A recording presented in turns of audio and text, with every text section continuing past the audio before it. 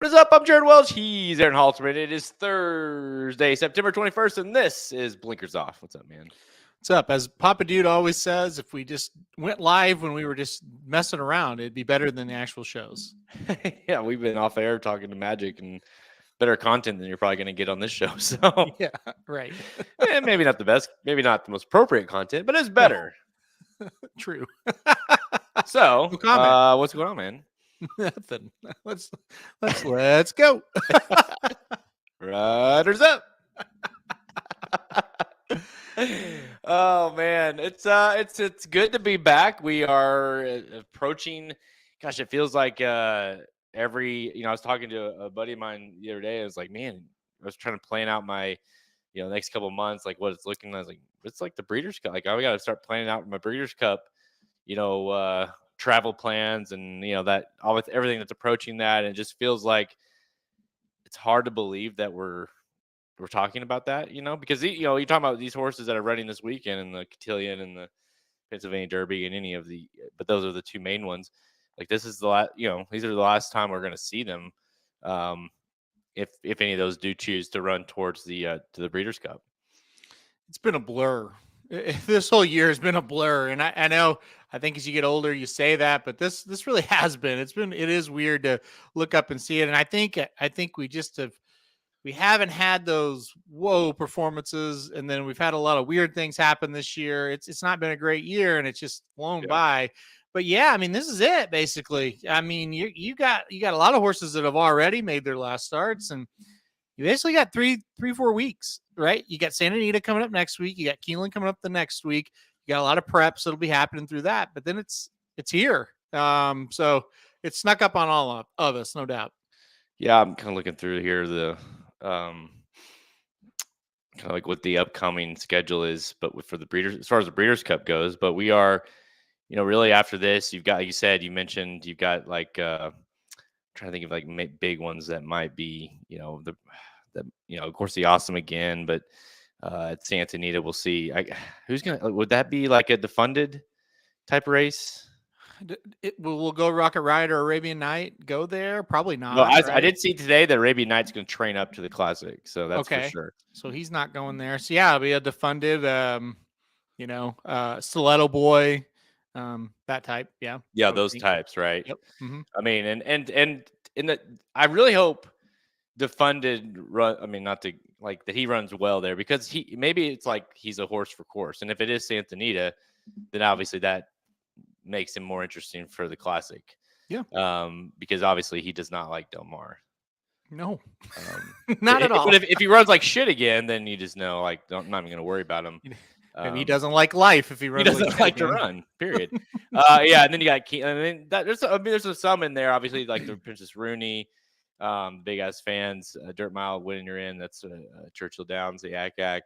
You get the Vosburg Sprint, but like that, like Dennis mentioned, like there's a lot of those that last stretch are those Keeneland races, where you've got like the big time, the Ogden Phoenix and the Darley Alcibiades and those kind of races that might actually, for as far as the juveniles, and then the sprint, of course, like might actually produce some okay horses. You've got like the Chandelier for the juvenile, and then we'll talk about the juvenile fillies, because it maybe feels like, I feel like that division I'm having a better feel for than I am on the juveniles. Yeah, I think there's still some shaping up to do, but I agree with what you're saying there. I think that makes sense. And, we talked about last week, really the juveniles are the only true like prep season, right? A lot of these horses, older horses in these different divisions, they don't really prep, this time of year. They've already kind of got them done. So the juveniles, a lot will change. European horses, while horses come over, will affect races as well. We'll start to get that information. So, I mean, it's coming together, right? It's definitely coming together. But yeah, some of the last preps for races like the Classic and where older horses are involved, you just don't see a whole lot. We'll hopefully this year will be a little bit different, but past years you just haven't really seen a whole lot of those bigger horses running in these last preps. Yeah. One thing about it, Patrick says this filly race at Parx, the Cotillion, has big implications. I mean, I agree. And also on the bigger picture, something that's interesting to think about is, there's a lot of talk about, obviously after Maple Leaf Mill, you know, just tragically died there in the test, and then Pretty Mischievous did end up winning technically.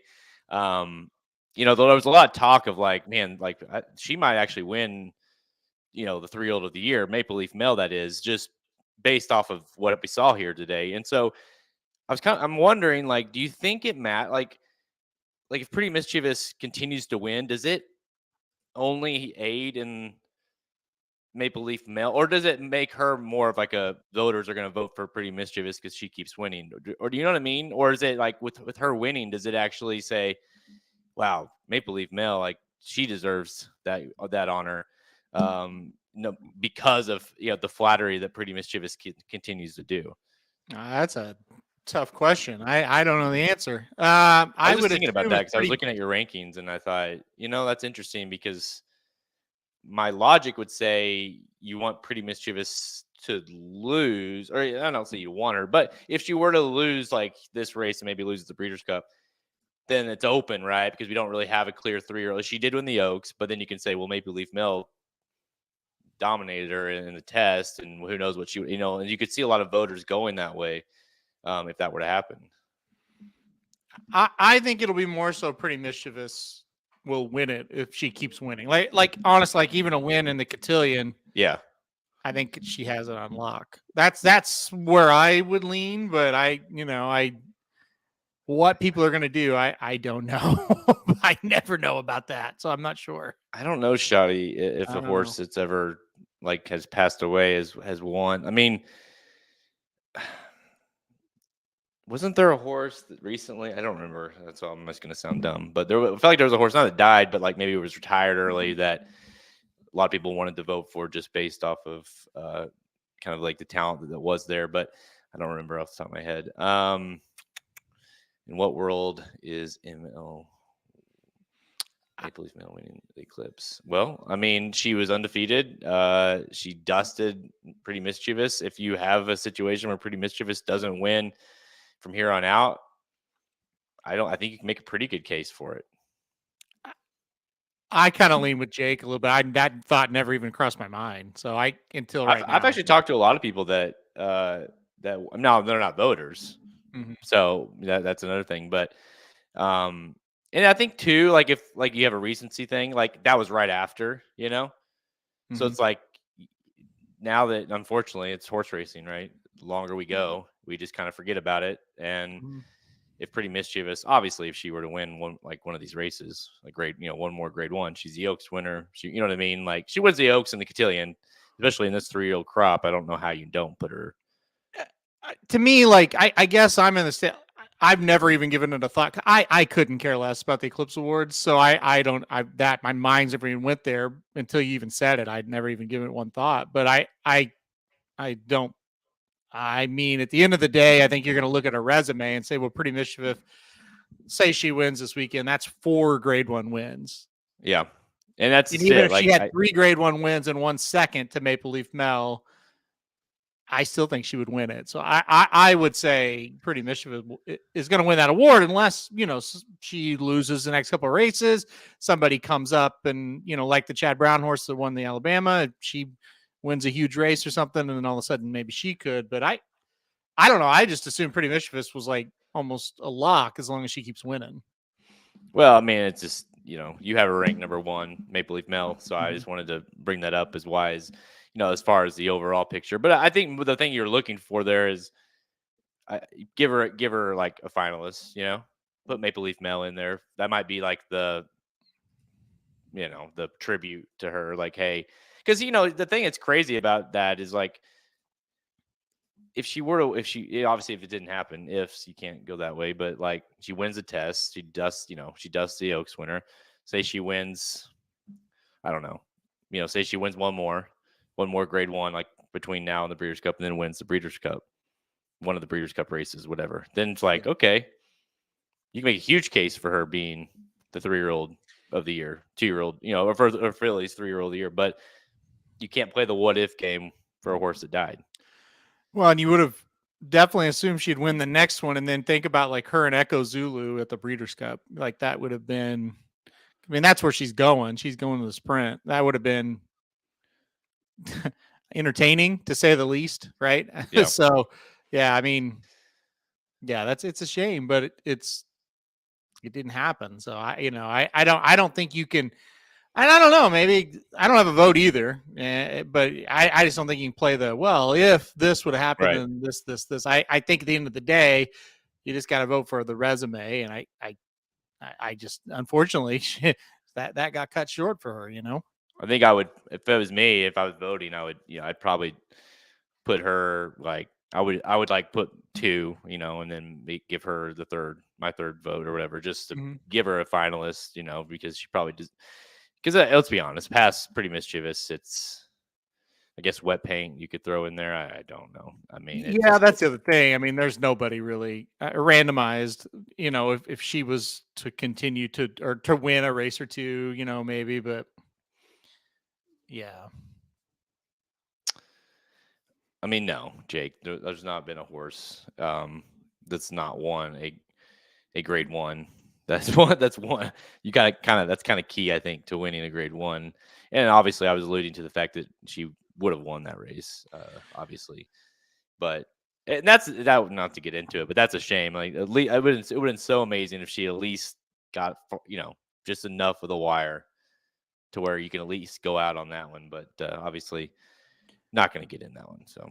Yeah, I mean, that's the worst thing about it. It was a horse that should have won a grade 1 by 6, 8 links, whatever that was, and didn't. So, anyways, while I bring the show down further, yeah.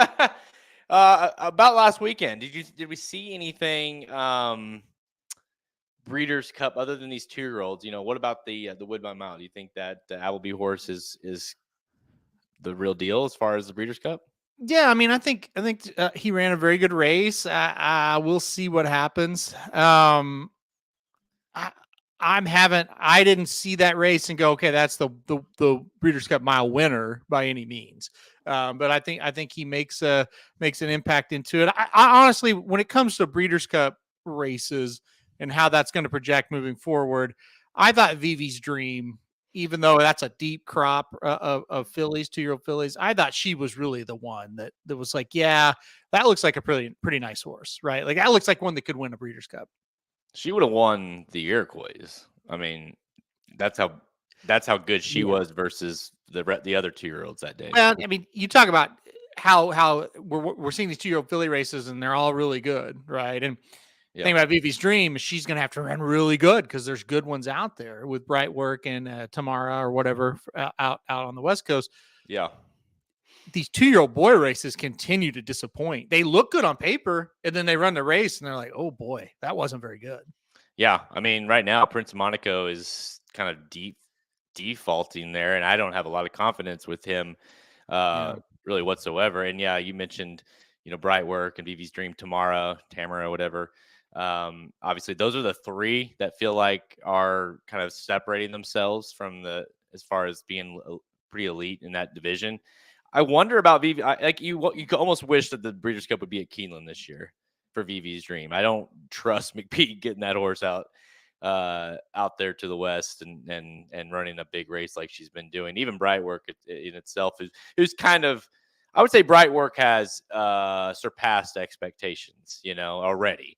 And so you kind of wonder when that, if that ball might fall. And Tamara seems like kind of the horse, right? As far as this, and then I like how you have the Laurent, whatever, the sleeper horse. I think that's an interesting horse as they get longer in distance. So I like those West Coast horses. I feel like are the ones I would lean towards in those 2-year-old division. And you kind of, with the 3-year-olds or the 2-year-old males, you kind of wait, like you said, you keep waiting for one of those to pop, one of those horses that looks good on paper or has these crazy good workouts or whatever, and then shows it on the track. And we just haven't quite seen that yet, And I don't want to disrespect the horses that are, forget about Prince of Monaco. He's been really good, and I didn't think he was great in the Futurity, but he's fine. But these other ones, I don't want to disrespect like a West Saratoga or the Hopeful Winner, but it's just like it didn't look good on the track. The numbers didn't come back very good. The horses that you thought were good didn't run very well. Like it wasn't a situation where it was like, well, it's an upset winner, but he ran a 95 buyer and the time was much faster than the Philly race, blah, blah, blah. It wasn't any of that. It was none of them really ran. Like they just didn't run very well. They didn't come home very fast. So I think it puts extra importance on the Champagne, on the American Pharoah, and on the Breeders' Futurity there at Keeneland. And if I'm forgetting one, I apologize, but those are the big three that I think those are massive races. They always are, but they're big time races. We got to see, okay, does somebody step up, or this is just what it is. These are the best horses we have, and it might be a little bit of a mess at the Breeders' Cup. So it's vitally important the next 4 or 5 weeks. All right, before we get onto the show, I'm going to do something that just literally just popped in my head. So let's do it. But now that we are, how many weeks are we out? What is today? 21st. 1, 2, 3, 4, 5, 6 weeks out. 6 weeks from today will be it'll be Thursday before the Breeders' Cup. So each week as we get closer, I'm going to ask you. We'll both give them out, and we can obviously change these. But as of right now, who is your classic winner? Yep, I'm doing it. 6 weeks out. The one race where it's like I hate this race. That's why I did it. What do you think? I guess I'll stick with White Barrio. I'll say White Barrio. Ugh. It's well. What are you gonna do? I mean, I know. I still hate it. I know. I get it. I obviously didn't say that like, oh, White Barrio, it's gonna be great. I guess I'll go him. You know. I'm gonna stick with the 3-year-olds. It's just a matter of me deciding which one I'm gonna go with. I don't love the idea of training up to the race, but the horse did run a huge race in the Pacific Classic, and it's Bob Baffert. So I'm gonna cautiously say Arabian Night as we get closer, but as well. You know, and a lot of people in the chat saying Arcangelo right now, and 1,000% understand, get it. Listen, I like him. I've got him the number 1 ranked horse. I think he deserves all the credit in the world. I think he should be the 3-year-old of the year, as long as he runs okay in the Classic. Yeah. There's just something about him. It's like, I don't think he's a Classic winner, but I don't think this is a normal Classic either. So I've got to get over that. He doesn't look like these other Classic winners. Okay. And it's not a knock on him. To win the Breeders' Cup Classic, you're the best horse in the country, right? At that distance. And he might be that, but he doesn't give me those vibes of those horses we've seen in the past that have won it. And again, this is another question that I'm just thinking of while we're talking about it. But doesn't it feel like that from the 3-year-old department, and really even horse of the year would depend on what Cody's Wish does in his Breeders' Cup race. I think that would be but that would make it interesting, right? You know, him because the fact that he faltered going, you know. Yeah, I think if Arcangelo wins it, he's the horse of the year. That's where I'm going, and it's that was my not only 3-year-old of the year, because I do think the 3-year-old, even though it's kind of unfortunate, Arcangelo wins the Belmont, wins the Travers, hell of a year he's had, you know. But if he doesn't win the Classic and one of the other 3-year-olds does, then I think by default they become the 3-year-old champion, because then each horse you can say, well, Arabian Night won the Pacific Classic, Go Rocket Ride won the Haskell, and and said Breeders' Cup Classic. So I do feel like even Forte, Mage even, I mean, I don't believe Mage is going to win the Classic, but if he did, Derby Classic. I do think the 3-year-old comes down to who wins, or maybe who finishes ahead of who in that race. Yep. Having said that, how many of those horses can win Horse of the Year if they win that race? Is it all of them? I mean, Arcangelo, you mentioned Arabian Night. I mean, Pacific Classic.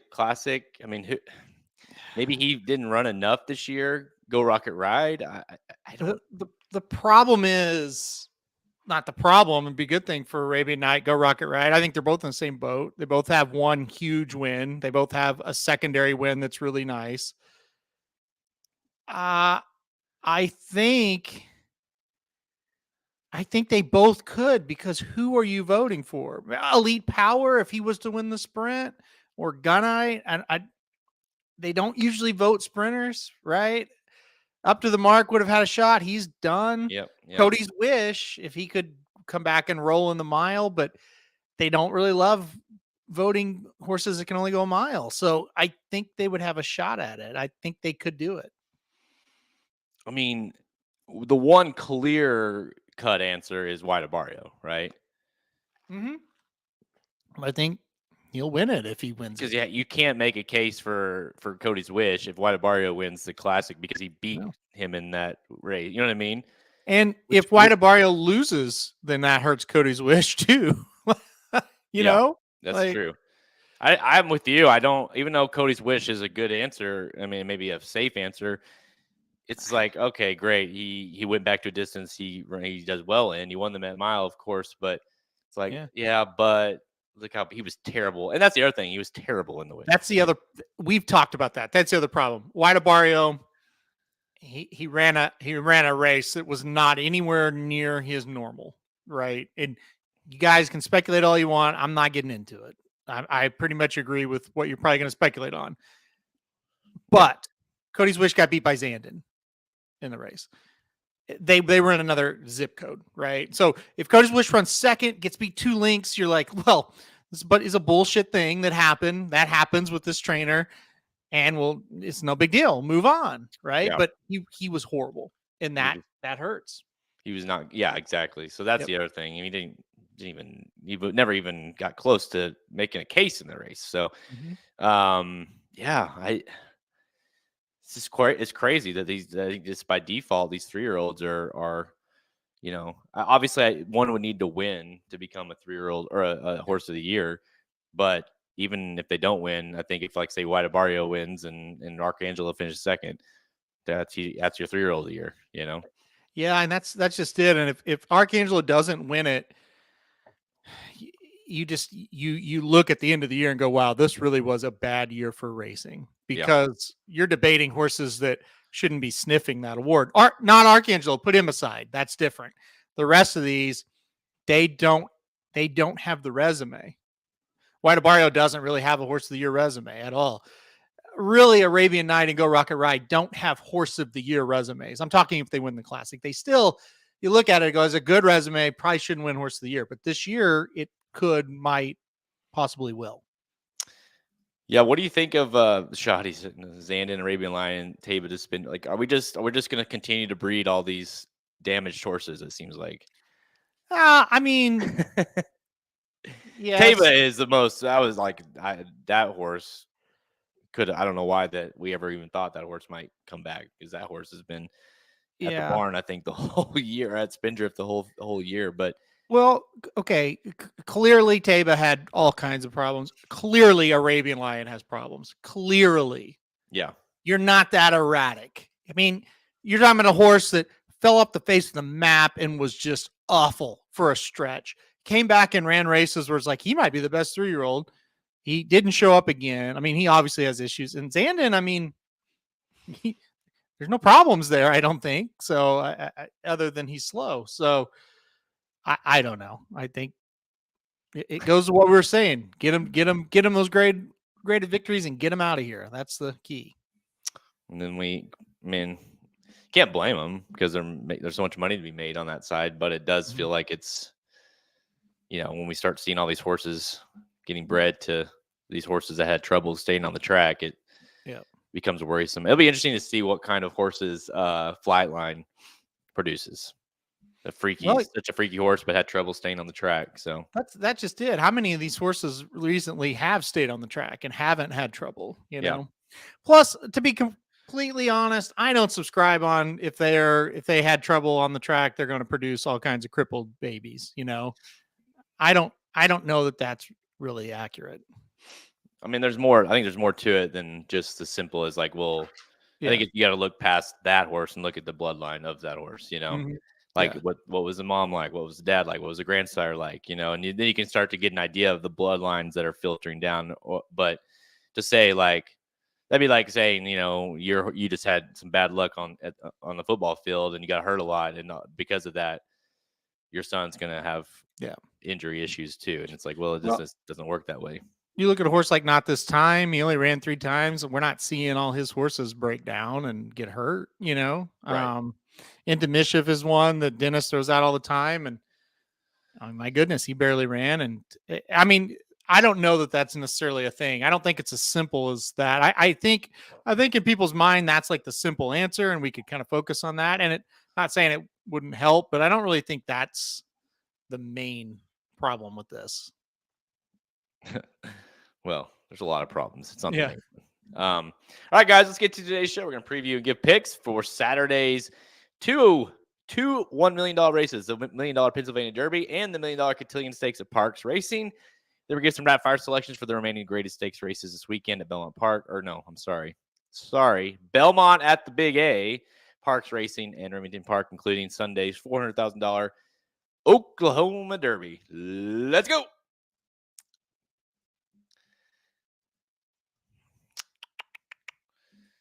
You going to the Oklahoma Derby? I am not. No. That was a fun time. Where did we go? Once or twice? I mean, together anyways, but that was fun. A couple times. I've been 4 or 5 overall. It's a nice setup. Yeah.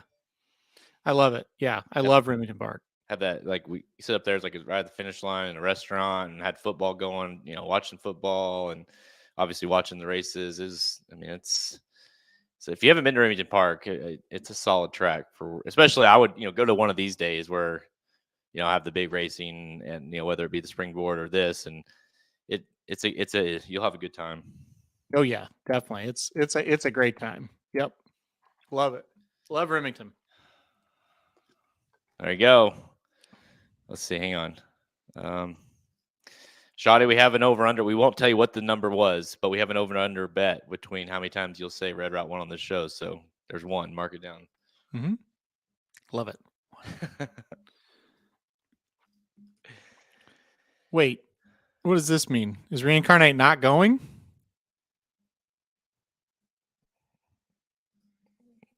I mean, not that I've heard. I hadn't heard that one. He's at the track. I mean, I literally saw pictures of him at the track this morning. So, I don't know.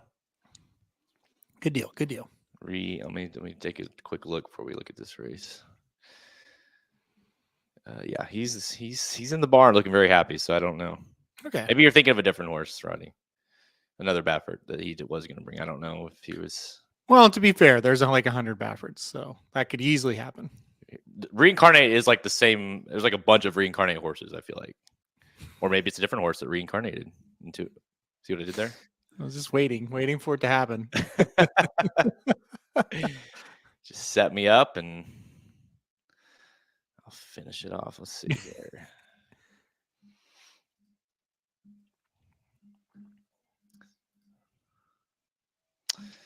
He's running. No, he's there. He's there, and he's okay. He's I saw a workout on the track, and then I just kind of quickly looked on Twitter, and he's in the barn acting like an idiot. So he looks good. That horse gets grayer and grayer every time I see him. He's kind of a cool horse. That horse is a beautiful, beautiful horse. I saw they call him. I saw in the press release from Parx. They were talking about the race and Baffert. They got some quotes from Baffert, and they call him Moby Dick in the barn. Okay. He said because he's big and he looks like apparently Moby Dick had a grayish color. I don't have no idea.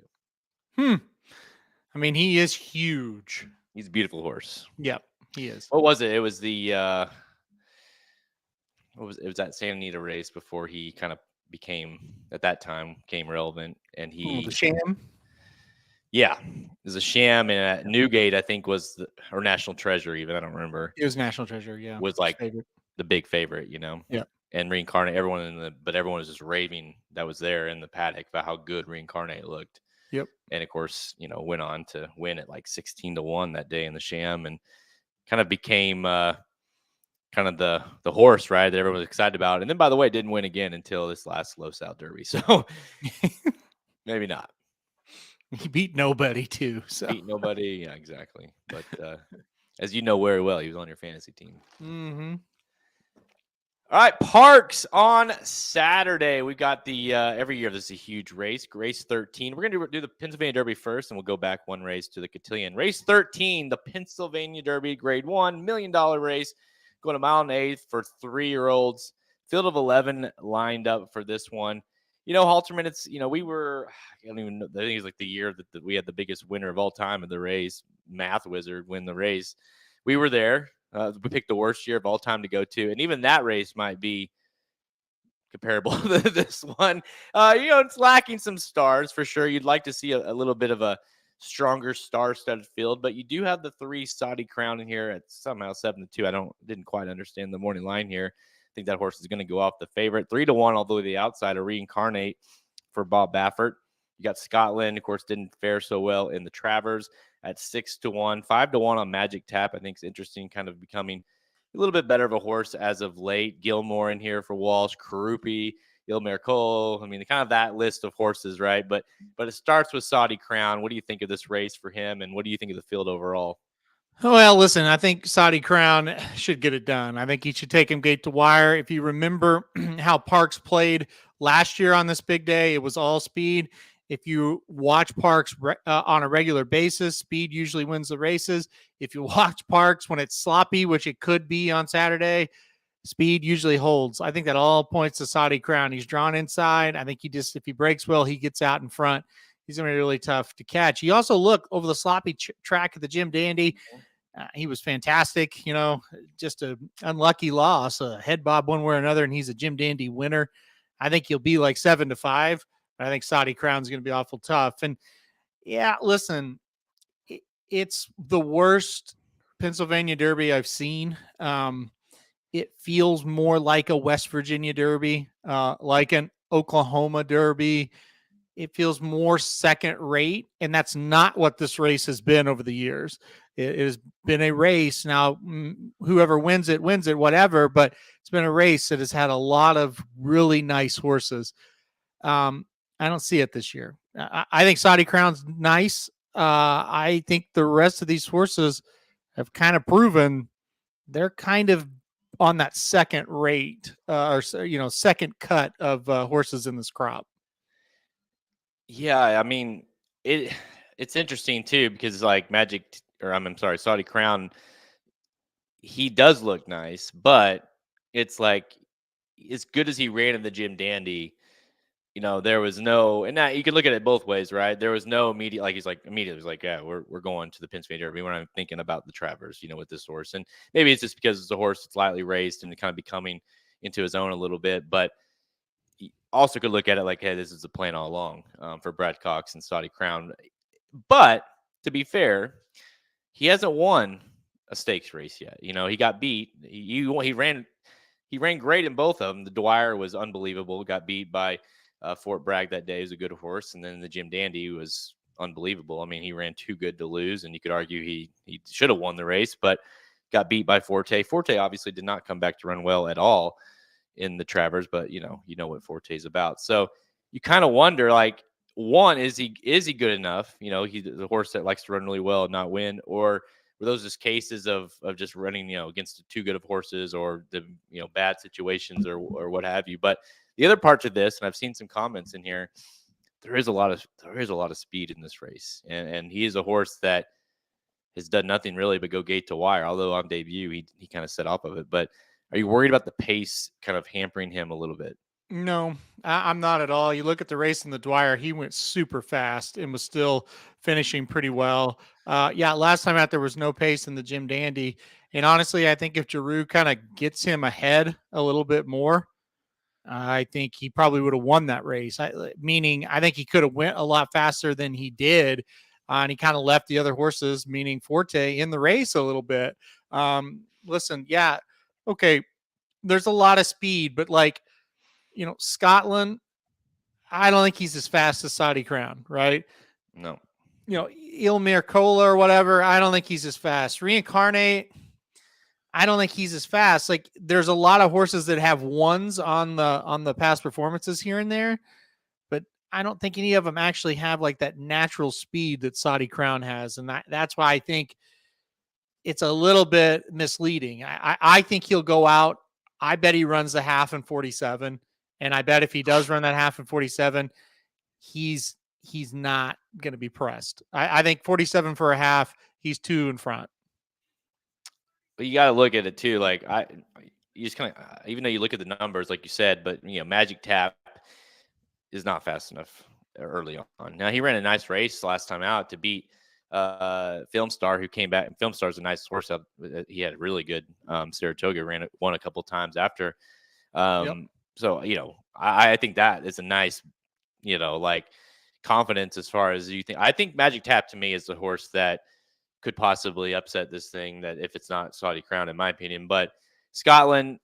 Here's the thing with Scotland is I feel like we learned that day, and in the curling he got away with just kind of stole the thing, and I think you look at the Travers, they tried to do it again, and it's a different field, and I just don't necessarily love the fact that this horse is going to rebound off of that race. I don't love Scotland here, even though I do think he'll run better than he did in the Travers.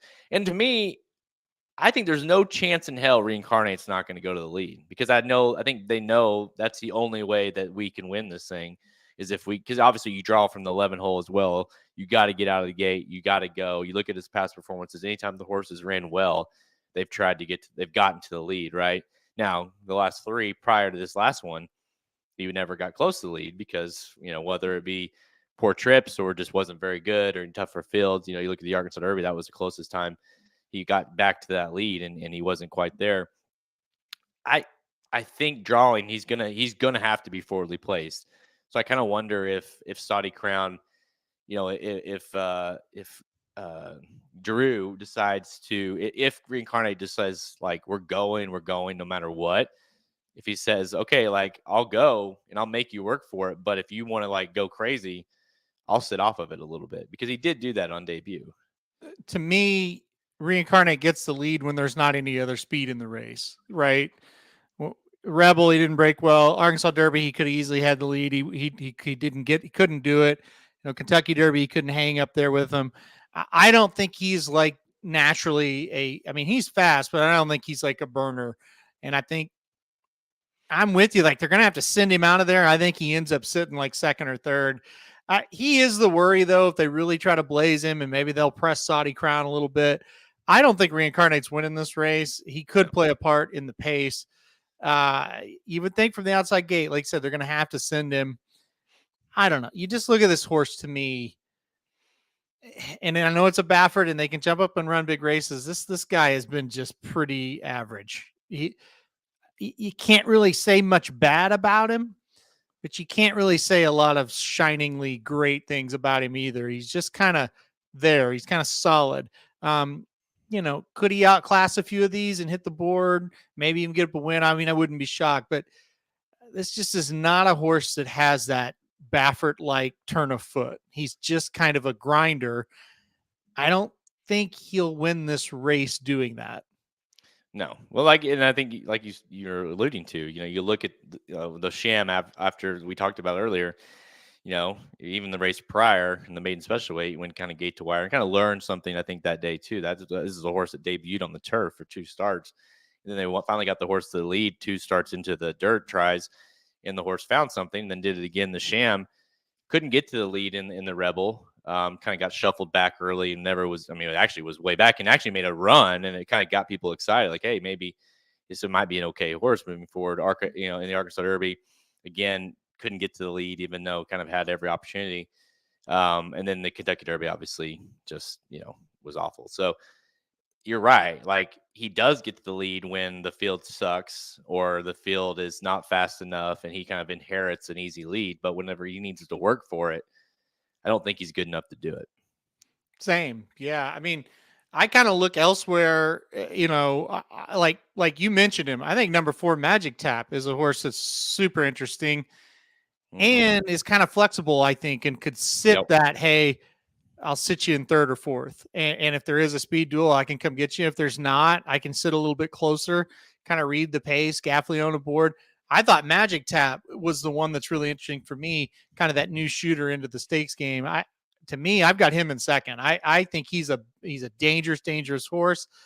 I wouldn't be surprised if he runs a big race. And look, I think the only kind of thing is, yeah, he did lose the Saudi Crown on debut, but that was a long time ago, and he's got nothing but better since, and especially stretching out. So I'm not really interested in reincarnate here. I'm more interested with if you're looking to beat Saudi Crown, I think Magic Tap makes a ton of sense. Yeah, I like Magic Tap second here as well. I almost picked him, but I watched go back and watch the replays. Well, if you didn't know by looking at him and didn't know by watching him run, like he's a son of Tappet. You can tell. Like Yeah, he's an idiot. yeah, he is. He runs a lot like his half brother Tappet Trice, where he doesn't really do a lot of running. And then you watch that last race, he didn't look like he had a chance to get to the winner that day, and then just kind of kept coming and just grinded them down. I feel like if that were to happen, the way he wins this race isn't by him running this spectacular race. It's more of him running because he's been running like mid 90 buyers steady, other than that debut. Mm-hmm. He's going to have to run his race like he normally does and then have some sort of pace meltdown. Saudi Crown gets tired out by reincarnate or whatever. Like I don't expect Saudi Crown to run the Jim Dandy or something where he runs this really, really good race and Magic Tap gets to him. I think it's going to be a matter of there's going to be some sort of, if you believe there is a meltdown coming, then I think Magic Tap, like you alluded to, he's quick. He's got enough early gate speed where he can get in a position, but he doesn't need to be on the lead. But he'll sit there and track the horses, and he will get first run on these horses that are maybe going out to the lead. Yep.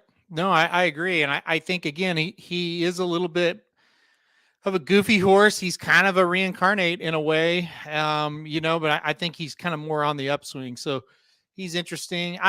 You mentioned Scotland. I wouldn't be shocked, obviously wins, but I just don't buy that Curlin. Everybody went nuts over that race. And it's just like, yeah, that field, it was bad. So I'm not a big fan of him. I do think Dreamlike is kind of interesting here at 10-1. And the reason I say it, before that last race, which I don't know what that was, he got beat 13 lengths on allowance at Saratoga where he was 4-5. I don't know what happened. He was just a no-show. He was awful. But I just feel like for Pletcher to bring him here, and not only Pletcher bringing him here, because sometimes, a trainer could get pressured into running a horse wherever, right? But getting Irad, like, you would think if Pletcher didn't think Dreamlike was doing all that well, he'd tell Irad, hey, listen, I get it. I get your calling wanting a Pennsylvania Derby mount. You don't want this one, right? Yeah. Well, we know one thing, right? And sorry to interrupt, but we know one thing. Between the two Pletchers, Dreamlike's the one you want. Because if Krupe was the better option, he would have been on Krupe. Krupe has no rider listed, but I did see that Paco Lopez is going to ride him. But still, like, to me, at least we know between the two. You would tend to think Irad's on Dreamlike. That's the one you want. Yeah, and I just got to sit here and think, well, whatever happened that day, and his race 2 back at 1 1/8 was a really nice effort. His race 3 back at 1 1/8. I mean, he was right there in the Wood Memorial, lost by a head. I just kind of feel like he's got to bounce back a little bit. He can't be worse than what he was. So maybe at a price, he's one to take a look at. But, he's a horse I wouldn't even consider most years in this race, but there's just not a lot of talent in this race this year. No, I don't think he can win, but I do think underneath is a very possibility. What do you think about Ilmer Cole? I mean, a horse that has been talked about for a long time. Finished second to Scotland that day in the Curlin. Of course, ran the Belmont, didn't run great, but it, came back and dusted him in the Smarty Jones, of course, here at Parx, the local track. So could you see a case that this horse could be like the upsetter? Wouldn't be completely shocked because he did get that win over the track, but I don't think he's really up to that level. I really don't. I mean, getting that win, it does mean something. Maybe he can, maybe he can hit the board, something like that. I guess I wouldn't be shocked if he wins, but it would be a little surprising. What do you think of? I'll bring this question up because he is entered. We'll talk about the race here in a little bit. He is also entered at the Remington or the Oklahoma Derby. That's number 7, West Coast Cowboy for before Saffy Joseph. What do you think of this one? Have you heard if which one he's gonna be in? I have not heard. I hope he goes to Remington because I think West Coast Cowboy has a pretty decent shot in the Oklahoma Derby. I'm not sure about this one. I agree. He's not bad. The race 2 back at Prairie Meadows, that was just a really funky race. Nobody really ran very good in that race. You take that one out, you take out the Florida Derby where he was totally overmatched. The rest of them have been okay. I mean, he's been right in there. He's had a shot, but he did lose by 3 lengths at West Virginia to Red Route 1. I don't know that translates to a win of the Pennsylvania Derby. If you want to use him underneath, though, I don't think it's bad because I do think he's going to show up and give it a try. I don't think he's one you got to worry about. Well, he's going to get kind of within a few of these good horses and quit. I think he'll keep going, but I don't know. I just don't know how good he is. Yeah, he is gritty, and I agree. I hope he does show up because I considered him quite a bit in the Oklahoma Derby. Whereas here, I just think that might be a little much. All right, so I think we kind of talked about it, but we both are picking Saudi Crown mostly based off of his speed and just talent over a field that doesn't look too scary. But if it's not him, you kind of alluded to it, but I'll let you reconfirm. Magic Tap, is that kind of your upsetter that's going to be a decent price here? Yeah, I like. I think I'd go 3, 4, 2, 5 in this one and try to get reincarnated out of it with the idea and knowing that he very well could, but he's just, to me, he's a favorite you try to beat, although he's not going to be the favorite. Saudi Crown's going to be the favorite. So yeah, I like 3 and I like the 4, Saudi Crown and Magic Tap. Yeah, I'm with you. I like Saudi Crown. Magic Tap I like quite a bit. Even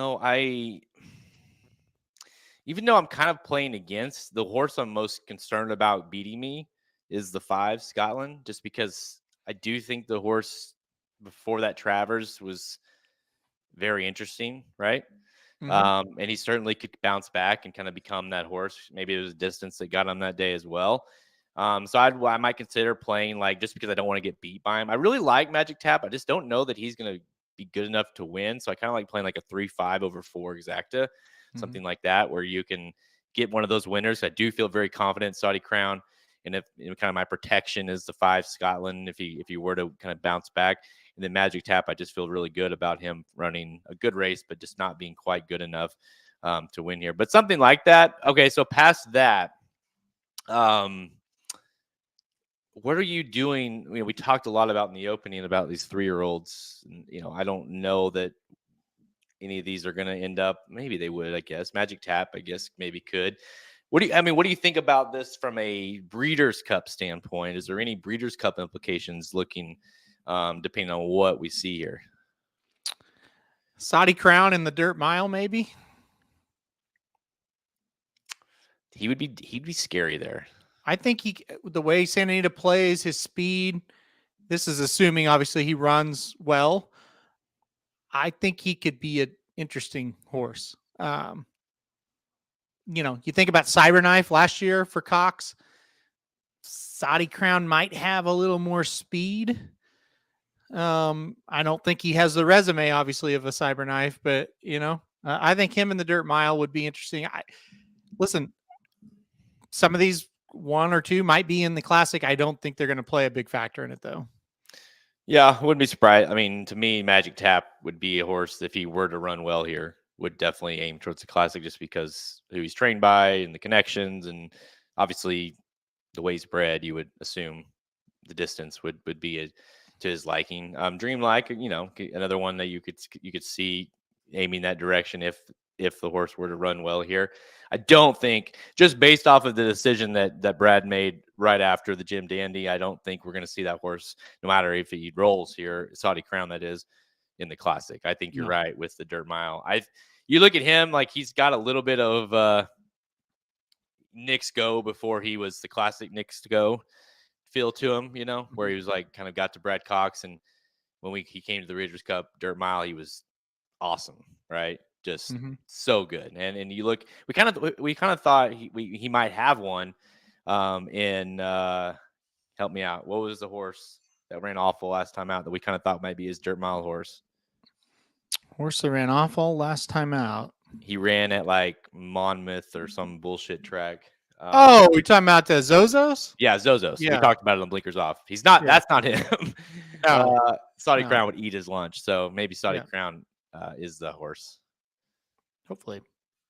Yeah, Magic kind of chimed in on the private here. He says Ilmar Colo would probably be a classic horse just based off of who's he could based off who trains him. He could run in it no matter how he finishes in this race. So yeah, so you're right. I think in considering they ran him in the Belmont, they ran him in a lot of these. You look at the races those horses ran in. Just since December, he's ran in the Remsen, he's ran in the Much, he's ran in the Holy Bull, the Fountain Youth, the Florida Derby, the Belmont, the Curlin, the Smarty Jones. Like, he's going to run him in a big race, right? Yep. So that's just kind of how he goes. So that you got to think there'd be one or two. And what do you do with Reincarnate out of this race? Assuming he runs like we kind of think he might. I don't know that we see him in the Breeders' Cup. I mean, if he wins it, he'll be in the Classic. Oh, yeah. If he doesn't, I would think about trying to get him ready for a race like the Clark. Honestly, like I would try to, think of, okay, where's a race that I can go win? It's a big time race. I don't think Reincarnate. I mean, if he wins a race, he'll be in the Classic for sure. If he doesn't, I don't know where because he doesn't fit in the dirt mile.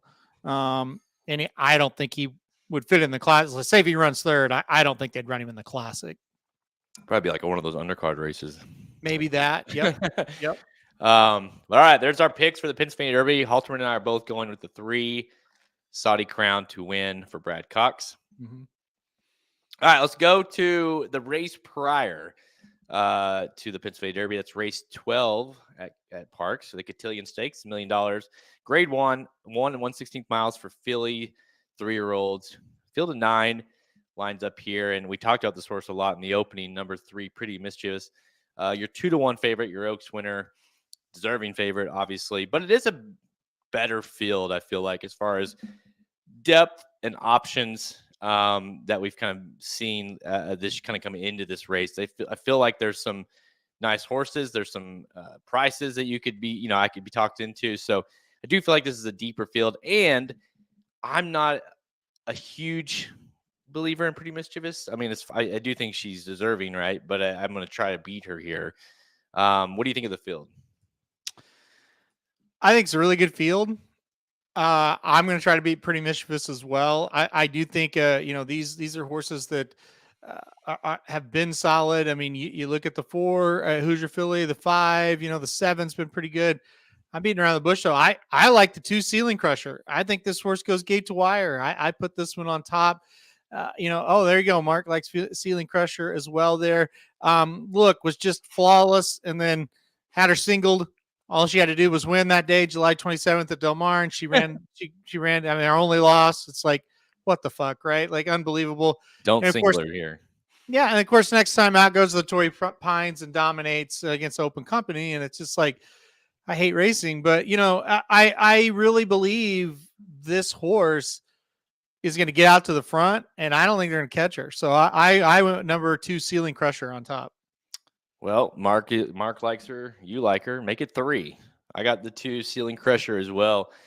I'm with you. I just think the one loss there that day, like you mentioned, but other than that, 5 of 6, it's just been really good. Was in the, it's a Cal bred and was in the Cal races and then came out and ran the Torrey Pines and just dusted them going a mile last out. I mean, go watch that race. It was very visually impressive. Won by 6 lengths, never really just kind of cruised. Mm-hmm. Like the fact that, and by the way, that was this month. That was in September. Yep. Doug O'Neill ain't shipping her out here to lose. Like he saw how good she was that day and said, hey, there's $1 million race out there, PA. Let's go see if we can steal that thing before the Breeders' Cup maybe. And so I love the move. I think it's aggressive and it's a good time to do it. You look at the horses lined up in this race from a pace standpoint, from a speed standpoint. And it's just, I know there's some, it's like the last race a little bit where on paper it looks like there might be some speed, but there's no one that can touch her. from a speed standpoint. Defining purpose. There's no way I don't think McPeak and Hernandez are going to push to go to the lead there. Hoosier Philly is the Maybe. other one, but I just don't think she's fast enough, and that's my concern with. I like her, especially at 6-1. I like her, but I just am concerned with Hoosier Philly that the times that she's been able to run well, it's when she's kind of gotten these easy. The one at Ellis Park, she ran a 25 and 48 and 4, and it's just she's not going to get that lead if she runs that here. She's going to be in like third or fourth, and I don't think the race sets up perfectly for her, especially considering the two. So that's why I like the two. I think the horse gate to wire as well. Do you think it's on Pretty Mischievous? Do you think it's, for me, it was just I don't know that she gets there this time. I think she's going to fall a little bit too far behind. Was that kind of your thought on that, on her? Yeah, I just you look back, and I mean, since that Oaks, which by the way, she won at 10-1, and I'm not like she's been a great horse. She lost the Fairground Oaks, and that's really it. But she barely got there in the Acorn.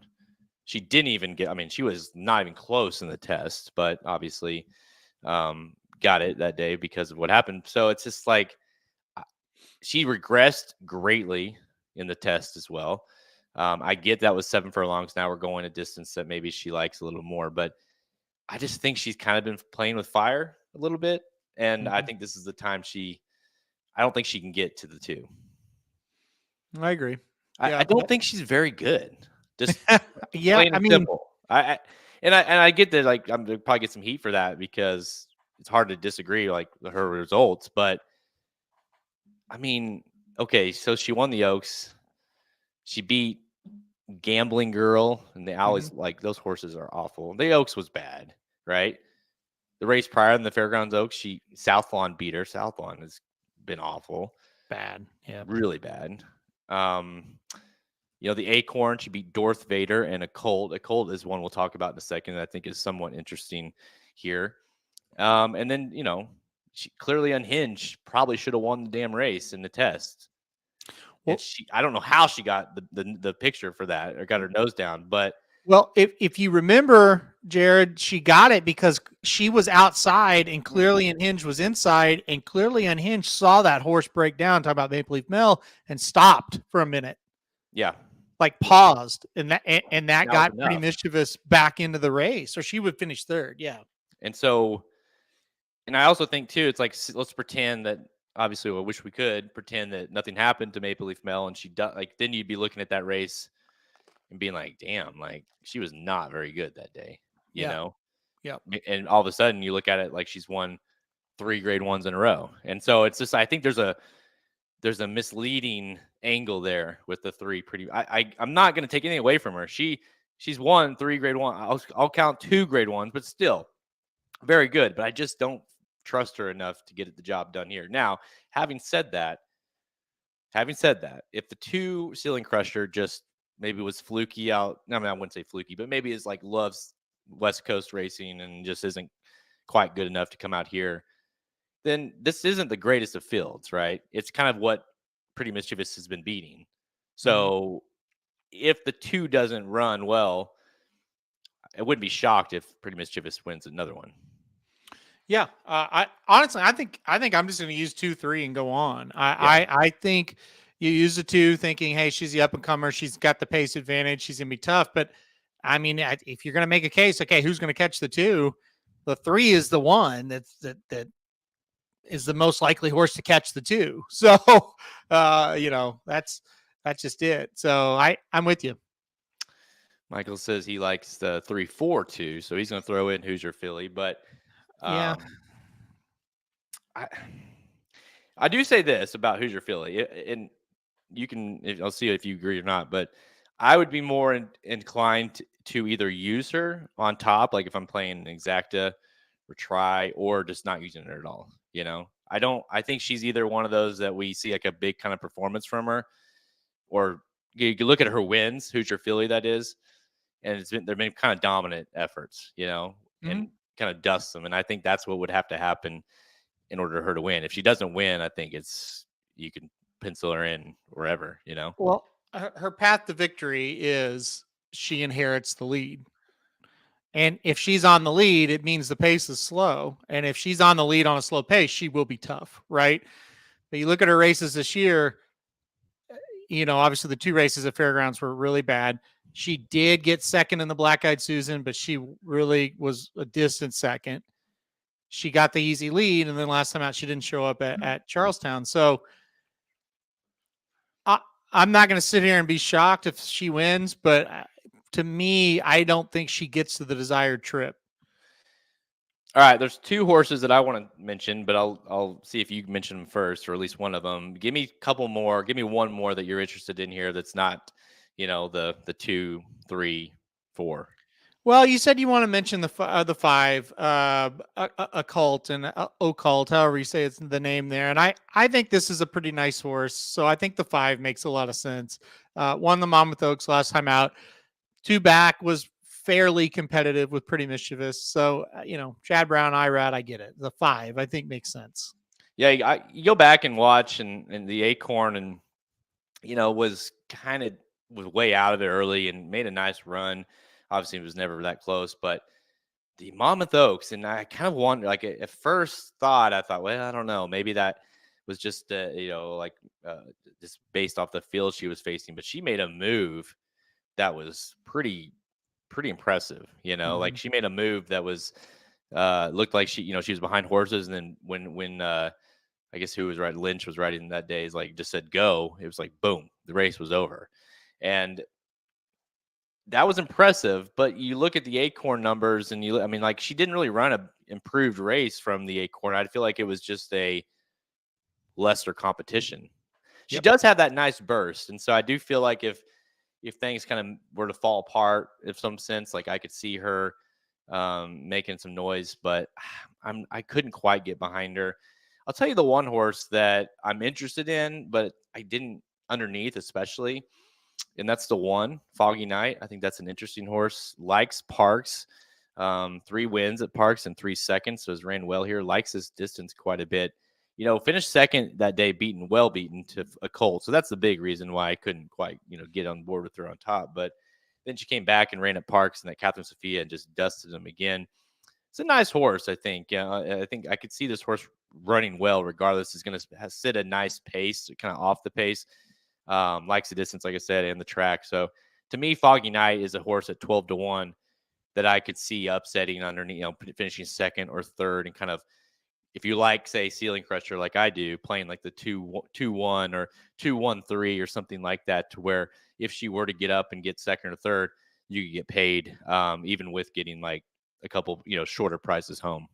Yeah, I'm not a bad one. I agree with that. I kind of had some similar-ish thoughts on number 6, Just Catherine, as a horse that could get up, hit the board, maybe, beat Raging Sea last time out at Saratoga, finished a length and a half behind Randomized, so 2 races back at Saratoga. So I thought Just Catherine made sense. I think she comes running late as well. Yeah, I like that. I like that horse quite a bit as well. As far as a pace standpoint of, if this thing were to fall apart, these horses should be coming. And it might be an interest if you say you're just against Hoosier Philly and you want to try to completely beat Pretty Mischievous, you could throw in like whoever you like on top, whether it be Ceiling Crusher, or maybe you like Pretty Mischievous and you playing that horse and playing a couple prices underneath and trying to get this thing home at a big price. And that's kind of, I think the wheel pace for those kind of, if you include the 1 and the 6, they would be huge as far as exactas go, and tries and stuff like, doubles if you want to play a win or whatever. But all right, you and I we're on the same horse in both these races, Halterman. Number 2, Ceiling Crusher for each of us. I don't know if it's a good thing or a bad thing. Yeah, I don't know. We're usually not at Parx, so that's interesting. Well, we both picked horses that I think we had the same thoughts. They're speedy, they're fast. Yep. Go to the lead. And we know how we know how Parx plays, right? And so it's hard to kind of go against that. Yep. Not just that, they're not just speed, but they're logical, legit speed. Yep. That's the other thing. Yep. Big time. All right. Do a couple rapid fires here. We're going to go to Belmont, the Big A. We're going to go to back to Parx. and then we'll go to Sunday at Remington Park. Time for Rapid Fire, presented by Racing Dudes Best Bets. If you haven't checked out the Best Bets page, go to racingdudes.com, and you can see exactly who myself, Halterman, Papa Dude, the whole team at racingdudes.com are playing each and every day. You know, if you kind of go to the site and you like the picks, but you're trying to get an idea of like who does Halterman really like here. You know, I bought the day pass, but I don't know exactly who I should really hone in on, whether it be in my pick fours or my pick fives or a win bet. You can see exactly who we're playing. Like we're legit playing. On top of that, you get to see the stats. You can see, who we like, or how we've done. Our ROI. We just added that to the site, so you can get an idea of the ROI of how we are performing, the losses of this week, wins, losses. So everything kind of stats there is related. You can get an idea of who to kind of follow or who to fade. So go to the best bets page at racingdudes.com. It's just right there on the homepage on the main menu, and you can see who we like each and every day. All right, we're going to do a couple of rapid fires here. We're going to go to Belmont at the Big A. This is race 7 on Saturday, the Noble Damsel Stakes, grade 3, 150K, 1 mile on the turf for fillies and mares, 3-year-olds and up. Field of 7, a bunch of also eligible, so we'll see what the weather does. That's another thing. We didn't really talk about it much at all, I guess, but there's some weather that could be coming in to this area on Saturday. Well, obviously, we don't try to predict that here, but if it were to happen, we could see some changes. So make sure you come back to the site to see our updates. And obviously, we can't really say that for the 2 in Ceiling Crusher, but it does feel like Saudi Crown would be one that would not be hurt at all by any kind of weather. But we'll see what the race comes. Obviously, it's on the turf, so we'll see if it gets rained off. But for now, field of 7. And we might as well call it the Chad Brown Stakes because a bunch of Chad Browns in here, and they're all short prices. So which one did you pick? I went number 6, Gina Romantica, on top in this one. Third race off the layoff, knocked the rust off at Monmouth. Didn't run very well, but still was okay. Last time out, ran a little bit better in the Beverly D. I think the horse gets ready to run the best race here in this spot. So give me the 6, Gina Romantica. Yeah, it's kind of. I think we talked when we did our. If you guys haven't seen it, by the way, make sure you go to our YouTube page and you can see our recent videos where we had a roundtable discussion last Friday. All of us at the team, we had a live discussion about kind of what's happening in racing, what we want to fix, what we would fix, all the things. And I remember seeing some comments about, please just allow trainers to enter one horse because it makes it so hard. Well, in that case, we have a bunch in here.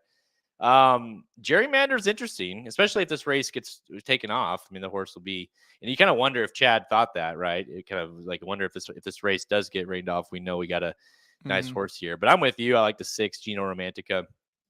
The horse ran well. Bev Rover is a nice horse. Beat the horse last time out in the Beverly D. I think the distance is a little bit better for the 6 versus the 5 fluffy stocks. I like both of them here, but I do think I was a little surprised. Like I know Malavath, whatever was getting. I saw a lot of people talking about that horse, and I don't see it. This is a horse that's not been very good over here in the United States, but I feel like Chad Brown's going to win. Give me the 6, Gina Romantica. If it does get rained off or it goes sloppy, doesn't Gerrymander become very interesting to you? Yeah, probably the horse to beat would be Gerrymander if it comes off, or Movie Moxie, pretty good horse, the 11. But yeah, if this one's off, it means it's really, really bad. Usually they'll try to keep the stakes on. So we'll see. But there's a lot of MTOs all over this card because the weather is supposed to be pretty bad up on the East Coast. All right, let's go back to Parx on Saturday. This is race 11. The Gallant Bob Stakes, the grade 2, worth $400K for 6-year-olds, going 6 furlongs here, Halterman. And I'm kind of on the I'm done with Rivet train. I'll see if you are too. But the field of 10, Rivet is your favorite at 5-2. Nautical Star for Saffie Joseph is 9-2. 2 top shots there, Halterman. Are you done with the Rivet train as well? Yeah, I'm going to try to beat him on top. The thing about it is this is not a great group, but I do think there's some horses, obviously, that can beat him, including one that beat him last time. I went with a little bit of a horse I didn't think I'd go with. I went number 5, Nautical Star. I ended up going him on top here. You look at the race last time out. I think that's more of like what they thought this horse would be like. You remember, they privately purchased the horse after a maiden win at Oaklawn, ran right in the Florida Derby. That was nuts. Then they kind of hit the reset button. Allowance race at Gulfstream last time out over a sloppy track. That looked like a nice horse that time. Ran really well. Had some nice work since then. I think comes in here doing pretty well. I'm going to go Nautical Star, the 5 horse on top. Well, let's see. We've had 1, 2, 3. No way. This is the 4th race now, and we are both on the same horse again. Okay, I'm shocked on that one. Go ahead though. Number 5, Nautical Star for me as well. I don't think we've ever. We'll see if we can go 6 for 6 here on this show. 9-2. I'm with you. You kind of said everything I was going to say. That last race, it felt like the reset button happened, and then we got to see a performance that we kind of saw the race prior to that Florida Derby. Especially, I like the fact that the horse didn't necessarily need to go to the lead, kind of set off, ran a nice number. The slop itself was a nice added bonus if you do think this is going to be off, or at least be a sloppy track or any kind of moisture in it. Gets Irad Ortiz, which Safi and Irad team up for a nice percentage at 26%. Been training well. I just didn't like this field enough to go anywhere else. It feels like it's not the greatest of fields. And the one horse that I am interested in as well is the 4 Damon's Mount. I just couldn't quite get there with the horse. A horse ran really good as a 2-year-old, if the horse kind of bounced back a little bit last time out, but not a huge believer in the horse overall. So, and listen, let's talk about the 9 Rivet. Like, I was big on him that day in the Amsterdam, I think it was. Yep, it was. And obviously, just like, that was the first time that we saw him. Well, first time in a long time where he couldn't get to the lead. He just playing, like, you look at his that stretch of races where he rattled off, which I believe was like 5 races in a row. Just other than that one race, like, just blazed, just gate to wire, never got you couldn't get to him. They ran super fast. The last 2, man, he's lost it. He can't quite. I don't know what it is. If he's tired, he's ran a lot this year, but he doesn't seem like the same horse that he was. And so 5-2 to me seems way too low to take on him. I get why he is, but I'm gonna try to beat him here. So I'm with you. Number 5, Nautical Star. It's weird though, right? Like, I don't know. They keep running them though. Yeah, I think where they ran him kind of told you a little bit that he was they weren't quite sure he's up to that level, but that at Saratoga was bad. And then last time out was just gross. That Charlestown day that's always a weird day.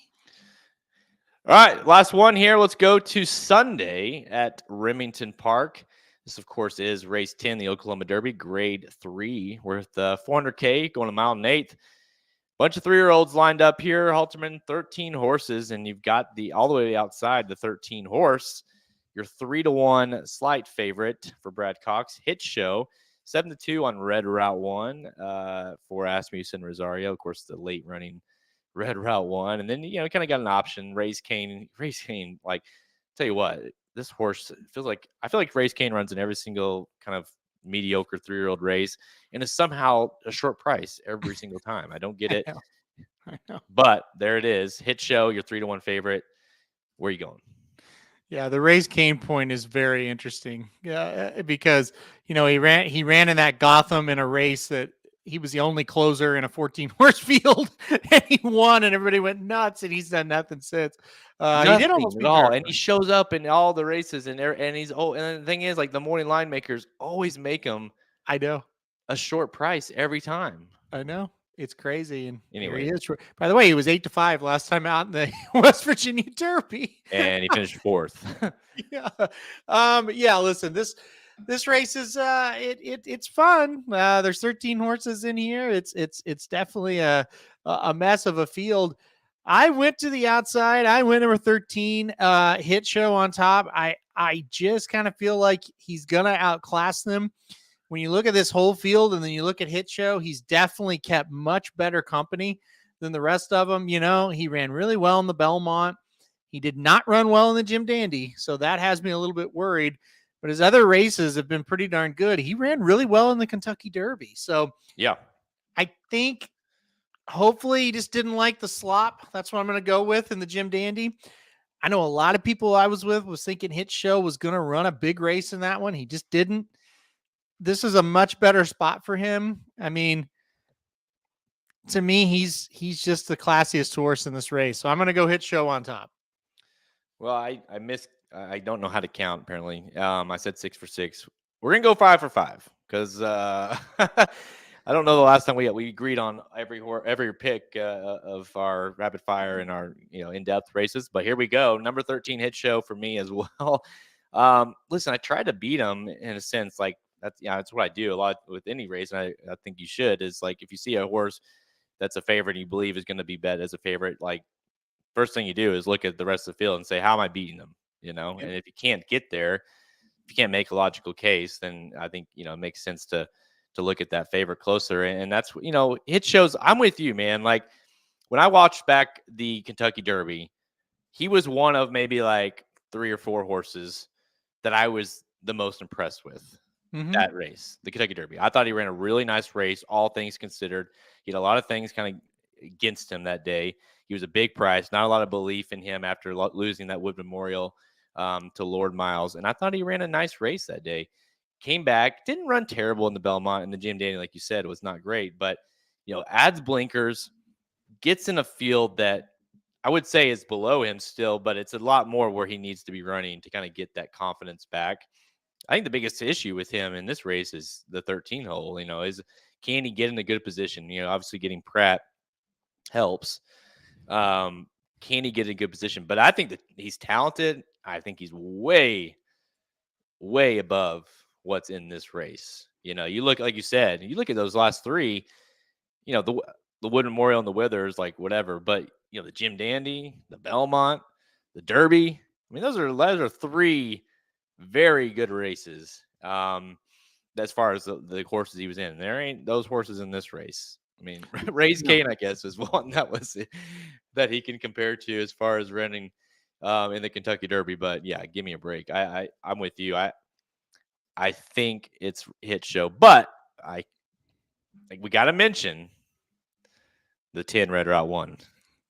Can the horse get it done here? It doesn't feel like a race that's over his head, that's for sure. I mean, he did win the West Virginia Derby, and that's the type of race that I think we all kind of knew he was going to end up in. Indiana or West Virginia Derby, Oklahoma Derby. Those were the races that made sense for him. I don't know why they tried the turf. That was crazy last time out to put him at Kentucky Downs. He's not that level. I think he can get it done. He's going to need a lot of help from the pace. Like it's going to have to kind of melt down for him. I don't think it will quite enough. I think you got to use him underneath. I mean, he's got to be that one. But, as far as winning, I would rather take a shot with like a Cagliostro. But, I mean, again, I'm not going to be shocked if Red Route 1 wins. This is kind of his type, right? I think if you would have said, hey, Red Route 1's going to be a West Virginia and Oklahoma Derby winner, to go, yeah, that makes sense. So I think he's in with a shot. He's not for me on top, though. Well, you kind of already mentioned it there, but a lot of people are, and understandably so, like Dennis is saying, like definitely the best horse. Seems like the best horse, but 13 posts, 3 to 1, going to be shorter than that probably. Try to beat him. If you don't want to play, another short price in Red Route 1, is that your horse, the 4? Yeah, I would take a shot with a 4. I trust Sharita Vo. I think she's awfully good. Came within a length and 3/4 of winning the Indiana Derby, ran behind Scotland, only lost by a head. I think Cagliostro makes sense. I'm not extremely confident that the horse is going to get it done, but at the price, and I think he will be every bit of 8 to 1. Gets Torres to ride. I think that's good. I feel like that's the one to play. If you're wanting a little bit of a price. And like I said, I'm going to put that horse in second and see what happens there. Another one that I think the pace is going to be pretty hot, but obviously he has more speed early than the big guy, Red Route 1. Anyway, you have more speed than I him do. at Yeah. early on. It's, Yeah, when I looked at this, I think the easy answer for me is the 7 West Coast Cowboy, assuming he runs in this race, right? If he runs in this race, I think he's super interesting. He's ran really 3 straight pretty good races. I know the Iowa yep. Derby, he got it, finished 5th, but that wasn't he ran an okay race. I just don't think it was to his likings. But you look at the West Virginia Derby, he ran okay. Red Route 1 beat him in the race prior. So it seems like a horse that could definitely be a logical upsetter. I don't hate was it number 2, Tumbarumba, but I don't know about the distance for this horse. I'm a little concerned about that. But it looked nice. Had ran a really nice race in that Ellis Park Derby last out. So there's a couple prices if you don't like playing. But I just, in the same breath, Halterman, and I'll end it with this. Those seriously, those are the horses I'm mentioning. I just don't see them beating Hit Show. Yeah. Red Route 1, sure. If that horse wins, I'm not shocked. But if Hit Show runs his race, regardless of post position, you can't sit here and tell me that West Coast Cowboy or Tomarumba or Cagalisi, whatever you pronounced it, are going to beat him. I just can't get there. Yeah, no, and I think that's just it. And, when you've got your top races in a crop aren't very good, you do kind of get what you're getting here, where the next set of races don't really have that great horse either, or a couple of great horses or good horses, because the crop's just not that deep. And we've been seeing this. We saw a huge field for the West Virginia Derby, huge field for the Iowa Derby, Indiana Derby, Oklahoma Derby now. And I think it's because you look at the entries and you go, well, my horse isn't great, but he's all right. He could. And you get these big fields because of that, because they're wide open. But at the same time, it is kind of like, well, yeah, your horse might be able to compete, but gosh, Hit Show, he finished 2.5 lengths behind Arcangelo. Arcangelo is 1 to 100 in this race. So that's kind of what you get. If he shows up, he's going to win. If he doesn't, it becomes a wide open scramble. And quite honestly, you may not get it right, because it'll be an Iowa Derby result. You get a 40 to 1 shot or something like that. Yeah, exactly. Even in that race, I feel like I took a shot against and I still was wrong because the horse got beat, Yep. And that's what would happen here if he weren't to win. But all right, we'll see if number 13 Hit Show can make a case for his 3-year-old of the year. Oh, just kidding, by the way. But we do both like number 13 Hit Show to win the Oklahoma Derby. That's a good question. We talked a lot earlier. There's 2 3-year-olds here that are at least been in a lot of these big races. Well, I guess I'll throw in Race Kane, but he doesn't count. Where do you think, make a prediction, where do you think Hit Show and Red Route Run point to? Let's assuming they both run fairly good races here. Are they Breeders' Cup horses? I mean, I'm not saying I guess Hit Show could maybe run in the Classic. I don't know. The problem with, and again, Red Route 1, the only race he could run in is the Classic. You're not going to run him in the mile. He's not. I don't think you run him in the Classic. And then Hit Show. I mean, Hit Show could run in the Classic. He's ran in the Derby. He ran in the Belmont. If Hit Show runs well, I think he's a Classic type. I mean, he's running those big races this year, so I think they think about it at least. I wouldn't necessarily want to put him there if he was mine, but I think they could. Yeah, it feels like if you're Hit Show, or I mean, if you're the connections of Hit Show, you would maybe wait, find softer spots for him to kind of avoid, those, like you said, avoid, go the Clark, or go somewhere where you can, maybe not the Clark, but you know what I mean?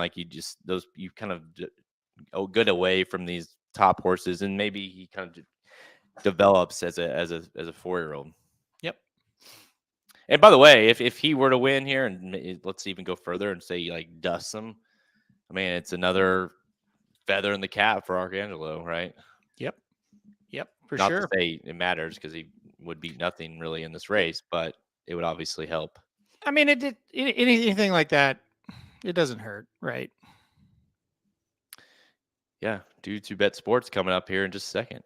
Very quickly. That's right. Yes. Yeah. We got a lot. We got a lot. I got an interesting question at the end of the show too. A debate. I think it will spark a new Racing Dudes chat debate In this show or in that show?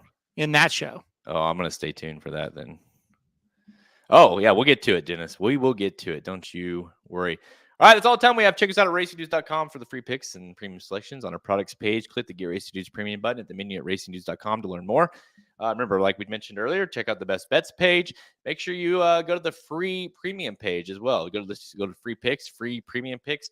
You can see every single day, you'll see a free pick, free track listed there for our premium picks.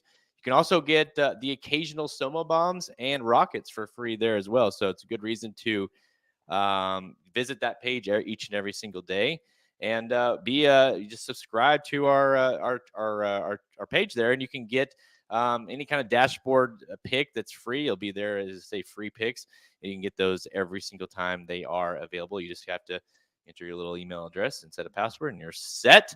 Let's see what else we got here, Halterman. We kind of contemplated doing a betting Bible. It's been a minute.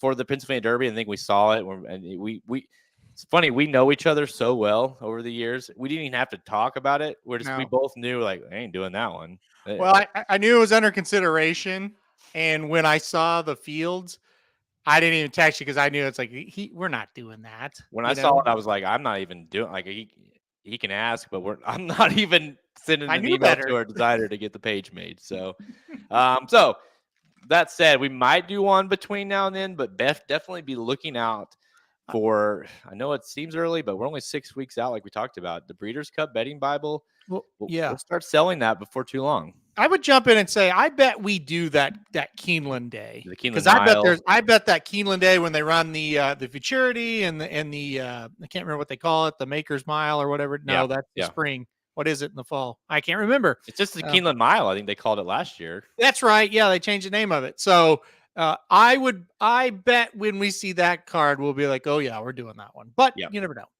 But we'll definitely have that. Of course, the 14 trends to the Breeders' Cup that'll be coming out here. It's one of my favorite things to do each and every year. That's free. So stay tuned for that. Lots of Breeders' Cup action coming your way, and of course, maybe that Keeneland Mile Bible as well. We're on Twitter at Racing_Dudes, Instagram and Facebook. You can find all episodes of Blinkers Off by visiting our podcast page, Apple Podcasts, and all the places you listen to. We're on there, as well as our YouTube page. So if you're watching us right now, I appreciate it. Make sure you hit that like button, subscribe to our channel, and hit that notification bell so you'll be alerted when we go live or have more content headed your way. Stay tuned for the Magic Mike Show and Dudes Who Bet Sports. Obviously, Dudes Who Bet Sports coming up here in about 30 minutes. And then the Magic Mike Show coming out at 4 o'clock Central Time as well. They are covering Remington Park. So there you go. Some more Remington action Sunday's late pick 5.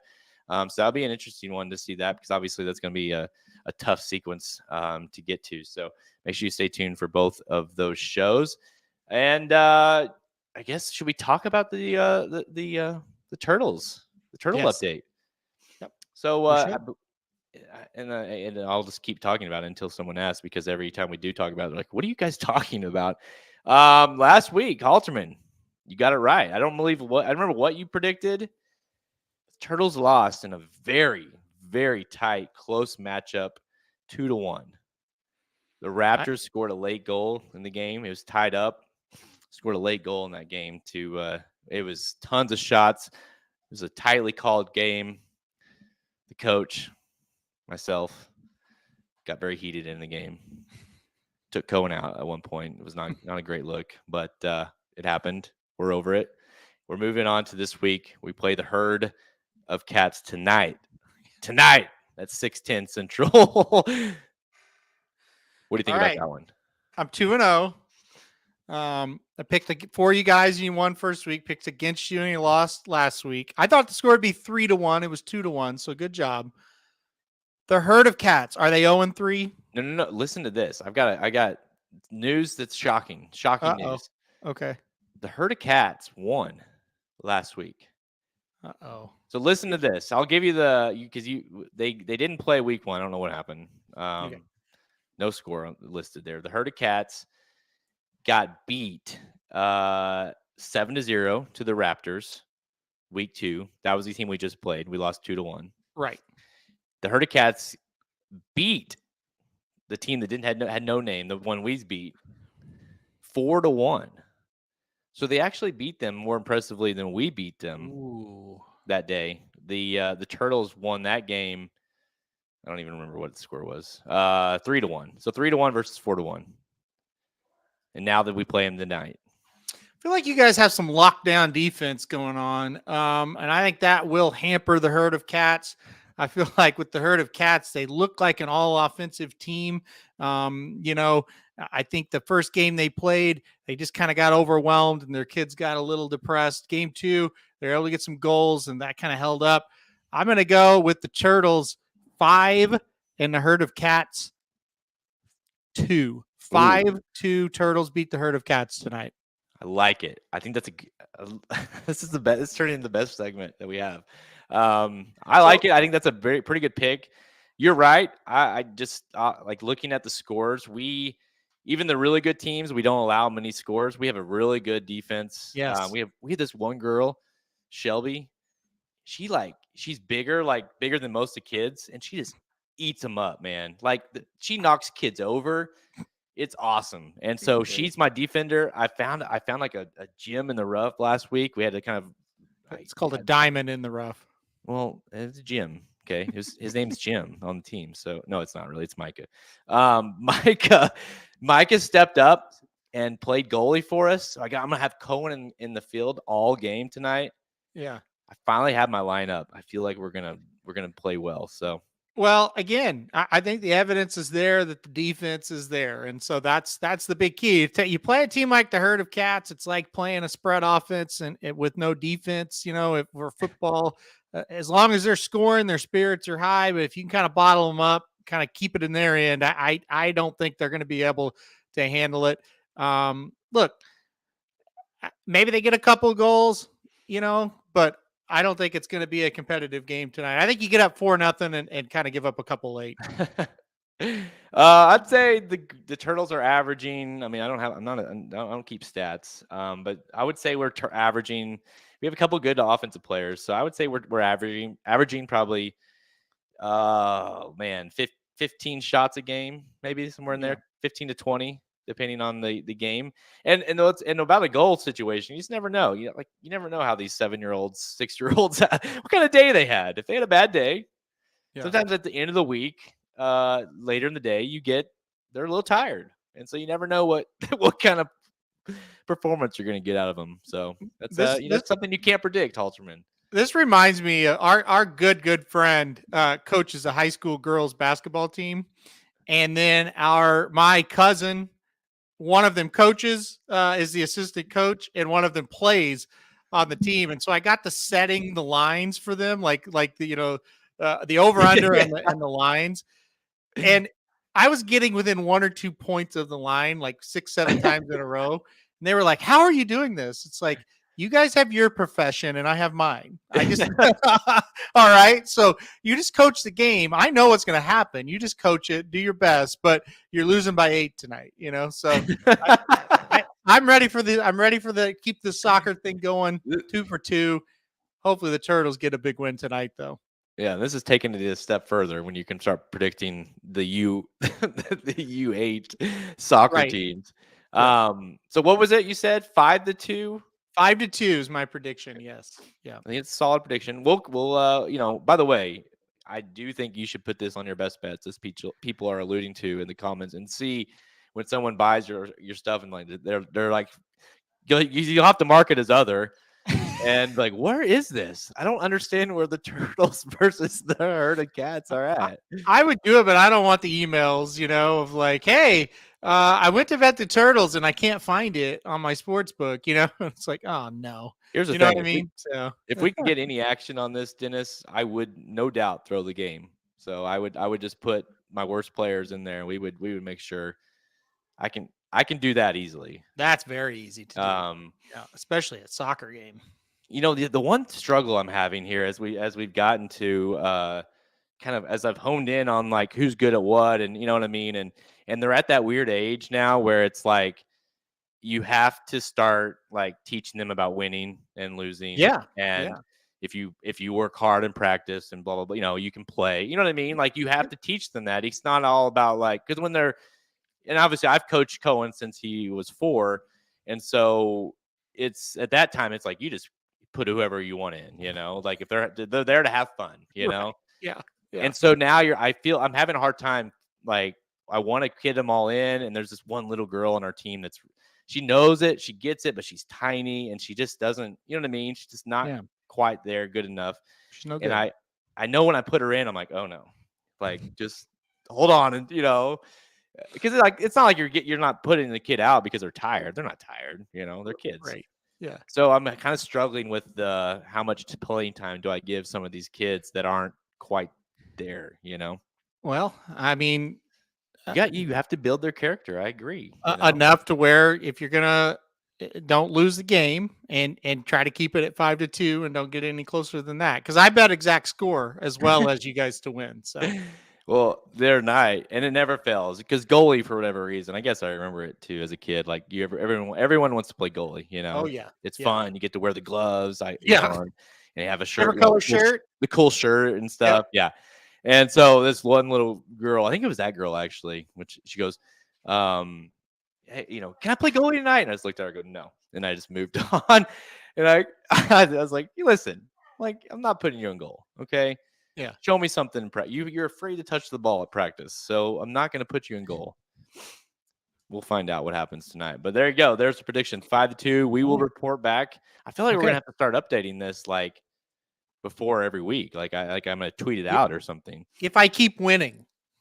Hot streak approaching. If you do win 3 in a row, it is an official hot streak for Halterman. We'll see if the Turtles can get it done over the herd of cats tonight. 6:10 locally at Garroot Field in Republic, Missouri. So stay tuned. Shoddy, you live close enough. You just drive up for this. Film it for the side. You about made me puke on that one. I know Halterman lives closer, but I know his ass ain't gonna come. There's no chance. Maybe Shoddy can show up. Can you imagine? Like, who's that girl? Like, she's filming for the site. Like, what site? All right, there you go. There's an update. There's your turtle update. Stay tuned for 15 minutes here as Halterman tries to digest his drink. Yeah, she would. I know. She's a believer in turtles.